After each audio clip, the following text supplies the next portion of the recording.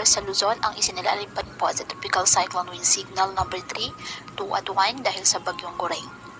Base sa forecast track ng Pag-asa, bukas posibleng dumaan malapit o maglandfall sa Batanes ang nasabing bagyo.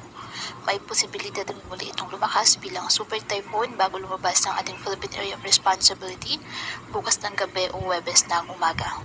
Huling namataan ng Pag-asa ang sentro nito sa may east of Apari, Cagayan at taglay ang lakas ng hangin na 155 km per hour at bugsong umaabot sa 190 km per hour. Bukas naman inaasang papasok naman ng ating Philippine Area of Responsibility ang bagyong papangalan ng Hana. Ayon sa Pag-asa, isa itong tropical storm na may international name na Haikoi. Ngayong araw, makakaranas pa rin po ng mga pagulan ang iba't ibang bahagi ng ating bansa. Epekto po yan ng hanging habagat na hinahatak o pinapalakas ng bagyong Goreng. Ayon sa Pag-asa, umiiral ngayon ang habagat sa Central at Southern Luzon kasama ang Visayas at Mindanao. Signal number 3 nakataas pa rin sa the northeastern portion of Bubuyan Islands. Signal number 2 sa Batanes, the rest of Bubuyan Islands, and the extreme northern portion of mainland Cagayan. Habang signal number 1 sa the northern and eastern portion of mainland Cagayan, the eastern portion of Isabela, the northern portion of Apayao, and the northern portion of Ilocos Norte.